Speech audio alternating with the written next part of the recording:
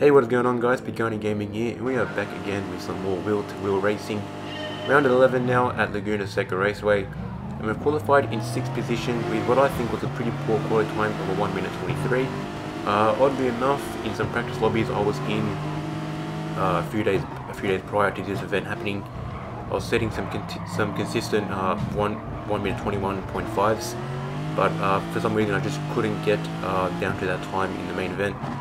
We moved up into 4th position here as we made our way through Andretti hairpin, moving up behind Hustle NZ using the Porsche. And we've got the two Astons up ahead, Antichrist and Vanquish. Vanquish had a really good quality time. I think he was about had a 1 second advantage over the guy in second during the qualifying times. So he definitely had the pace to leave the pack behind and move on and take the win. But coming through Rahal Straight here, we're gonna tuck in behind Hustle NZ, and we're gonna try and get a rough estimate of where this track is. And coming down the corkscrew here, we're gonna get right up behind Hustle. We're gonna have a really poor exit speed going sideways. We're gonna try and go on the outside here. Not gonna be able to make that happen, so we're gonna try and go for an undercut here. Moving on to the left side here, I'm gonna meet that apex really well. I'm gonna meet him on the outside here, coming into the last corner. We're going to a bit of contention there, but still we're going to hold off and move on the outside. We're going to move up into 3rd position here at the end of lap 1. We're coming through for a whole straight on lap 2. We're going to miss our braking point by about half a car. It's going to put us ever so slightly wide and in the sand. We get a bit of a bump from Hustle NZ, although I wasn't really too fussed about it. So we move down into 5th position. Here we're now behind Warpath. He's in the Supra. So not too good of a start. And we're going to come back a lap later behind Warpath again. We're going to stick on the outside here, just try and make a move here, try and be into Andretti hairpin. The Lexus was a pretty good car around here. Had one of the Div 1 guys go through the efforts to try and get all the cars their quickest times, and fortunately the Lexus was right up there with setting one of the quickest times. So we definitely knew the car had the pace, which is a matter of fact of making it happen. And speaking of making it happen, we're going to come around here on the outside of Warpath here, around Andretti corner, and a pretty brave move to say the very least for myself, and even left some of the Division 1 boys who were doing a live commentary over this event had their jaws on the floor as they saw a Division 3 driver make that look easy. But I should mention that during this whole event, the Division 1 guys, Squidly and Footner, operated by Fine Moves, were doing a live commentary over on their Twitch channel. So shout out to them. They did a really good job of making that thing work really well. I'll leave a link to their Twitch channel in the description below, where you can check out all their latest videos. We're going to be hopefully live streaming the final race, which is a 90-minute endurance race around Bathurst, and I believe we're going to be doing a retro livery. So the livery you currently see on my car, you'll see it coming to the pits eventually in the next race. That livery will be different to the one you'll see in the final race. But coming here on the side of lap 6 now, we're up into 4th position here. Again, Laguna Seca is a really difficult track to nail. There's a lot of early apexes, late apexes. You've got the sausage curbs as well, which can be an absolute a race end for you if you hit them incorrectly. But also, if you hit them absolutely perfectly, you can be massively rewarded. Especially with the corner before Rahal Straight, if you miss that, if you go over the sausage curb, you can actually get a really good run on Rahal Straight and even get a move on into the corkscrew if you've got someone nearby. So you can see here, we're going to approach that corner now. And if you can get right up on top, right up over that curb, in fact actually have that curb go completely under your car, like halfway through it, you can completely go over that curb and get a really nice run into the corkscrew here. But again, it's a really tough track. Laguna Seca is not known for making passes. You sort of have to just make your own opportunity and bounce on it. But coming to the end of lap 6 here, we're still in 4th position here. We had the pace to catch the pack if it wasn't for that mess up on the second lap coming to the corkscrew. For some weird reason, Vanquish had lost all his pace coming near the end of the race. I think he pushed a bit too hard at the start and was starting to feel it as the tyre wear was starting to kick in mid-race. But we were closing the gap really well. As you can see, we're now 6 seconds behind, where a few laps before we were about 9 seconds. So either we were doing really well, or Vanquish and the guys up ahead weren't having too good of a race. I think what the commentary boys were saying, that Vanquish's tyres were starting to fall off and was sort of holding up the drivers behind him. So who knows, if it wasn't for that mess up, we could have finished in a high position. Definitely could have finished third. I feel like I had the pace to hold off Hustle behind us, and maybe even have a second or a first. But we'll cross the line, taking a solid 4th position. So not too bad of a start. Again, moving up 2 positions based on where we started on the grid. So from 6th to 4th, not a bad start. But now onto race 2, and we're starting near the back of the pack as the grid is now flipped based on the results from the previous race. So we're starting 4th from the back here, and we get a really nice bump.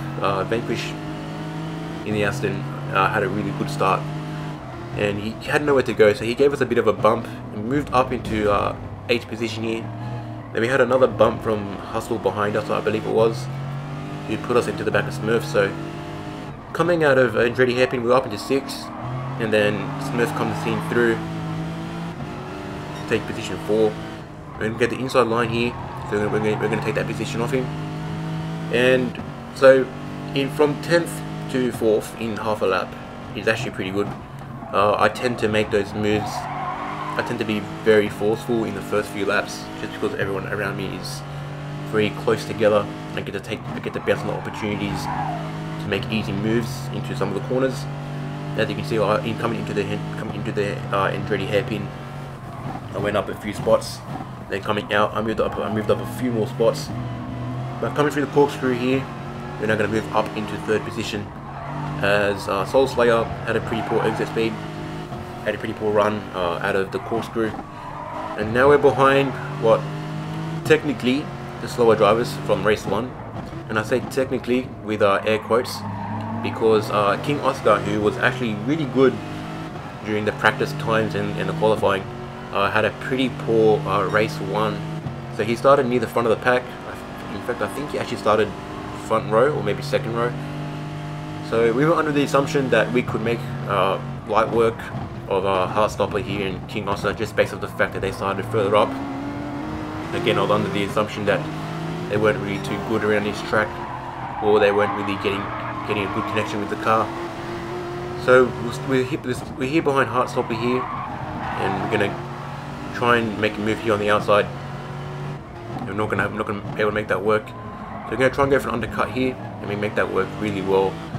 Now we've got a drag race to the first corner in Andretti hairpin on the 4th lap now, and we've got Vanquish right behind us.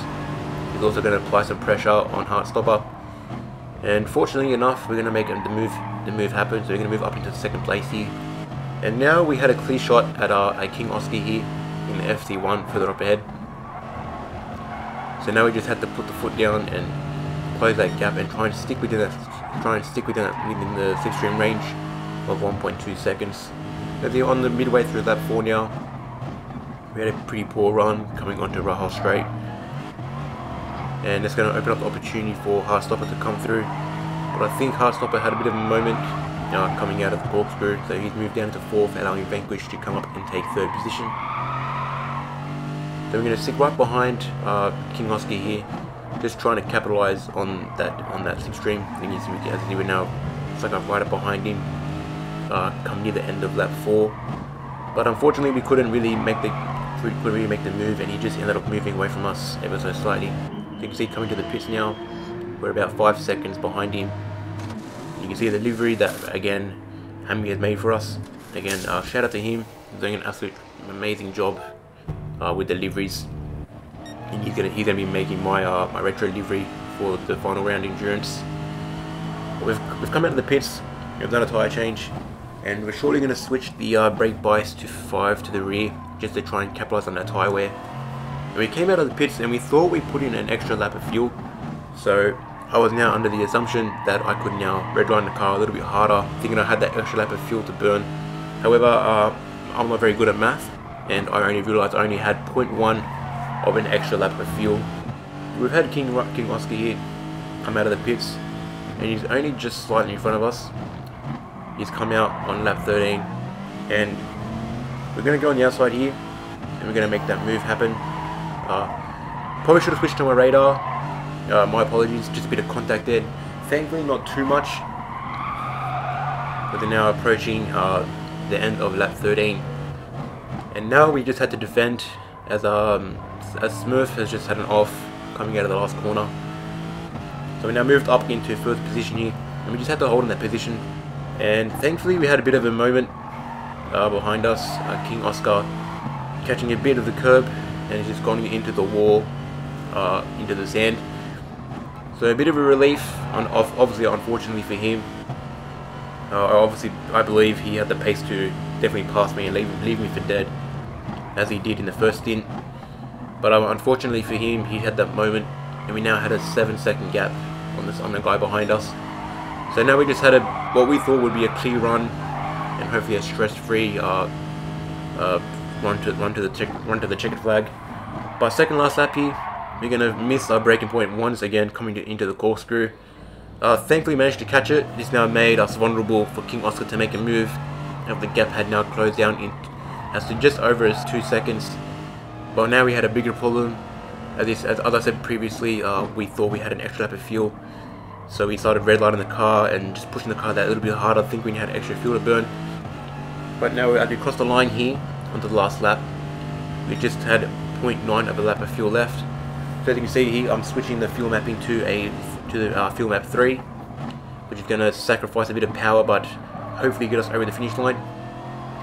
We're going to be short shifting a little bit here, just to make sure we go across over the finish line.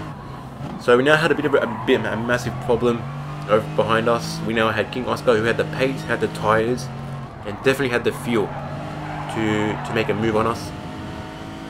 As you can see here, coming through this part of the track here, corner 5 I believe, he's now closed the gap to under a second. And as we're going to approach the corner just before Rahal Straight, he's going to close that gap to 0.6.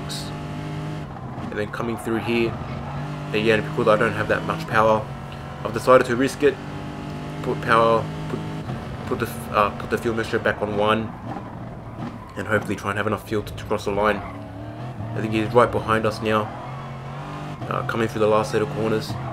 He's got not many opportunities left to make a pass happen. We're going to take a defensive line here, come through the second last corner. As you can see, we've got that fuel warning coming up again. Hopefully enough to make it to the finish line. And come through the corner here, we're going to have a little bit of a slide and we're going to catch it. But then King Oscar is going to give us a bit of a bump. And Sportsman, obviously a great sports from him. He made the contact and made the redress happen. Obviously a shout out to him, great sportsman-like conduct to make the redress happen. I obviously believe he deserved the win. Unfortunately for him, he had that moment which cost him the race. If you guys enjoyed the video, be sure to leave a like, comment down below, subscribe to the channel if you're new, and with that being said guys, I shall catch you in the next one.